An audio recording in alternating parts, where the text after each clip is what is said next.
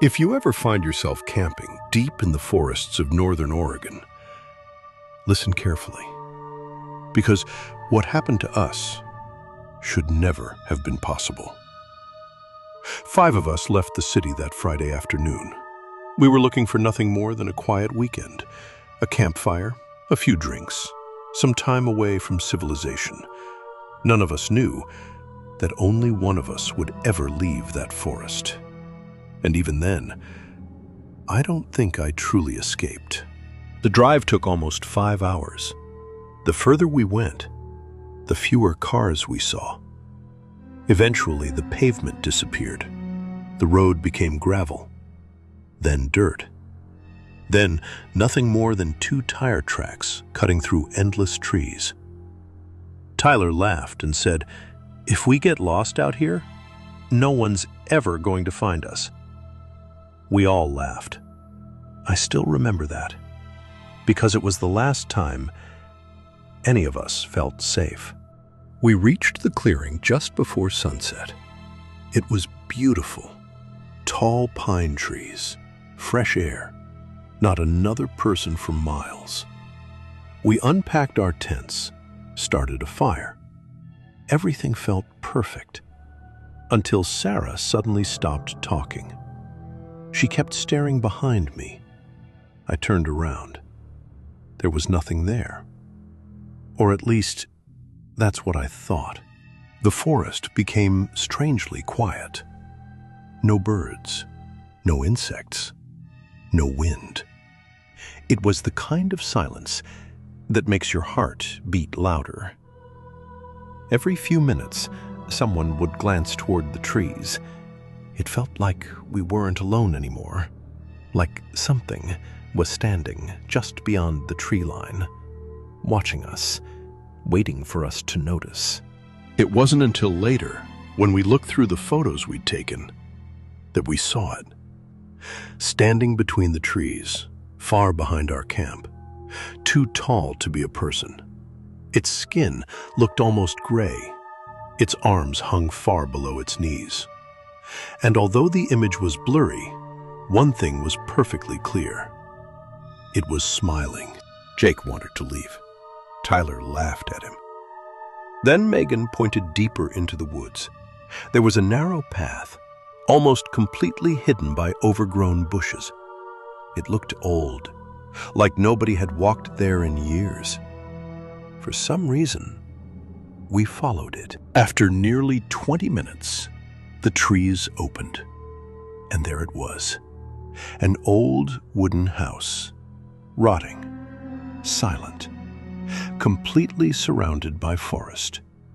The windows were black, the roof was collapsing, but the front door was already open, as if someone had been waiting for us.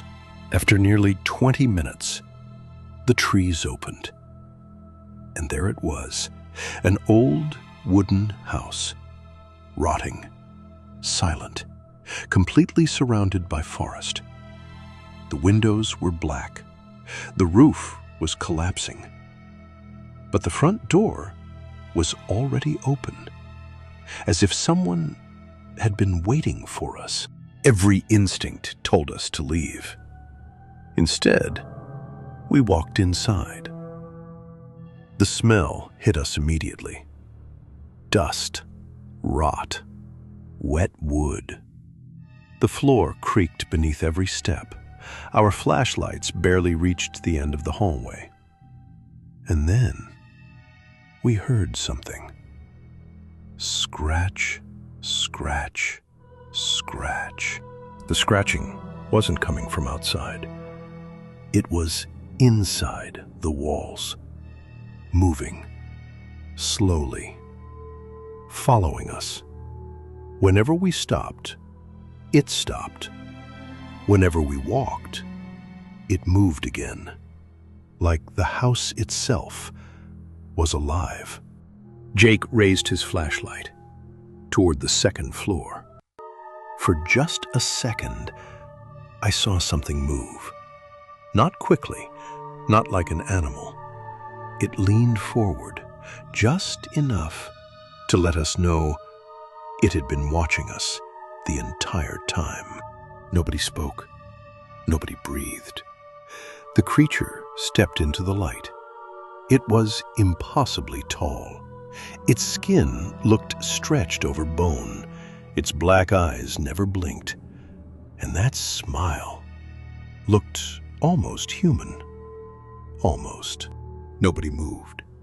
It didn't rush toward us. It didn't make a sound. It simply stood there, watching. The beam of my flashlight slowly climbed its body. Its legs were impossibly long. Its arms reached almost to the floor. Its fingers looked more like sharp branches than hands.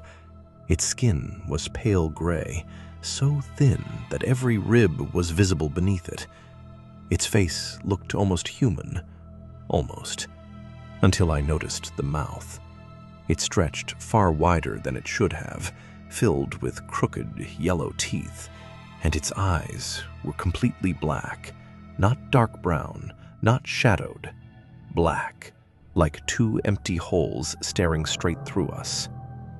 Then it smiled even wider. Nobody moved. The creature stepped closer. Its smile grew wider. Then it spoke, using Tyler's voice. "You're home now." The lights went out for 1 second. When my flashlight came back on, everyone was gone. The house was empty.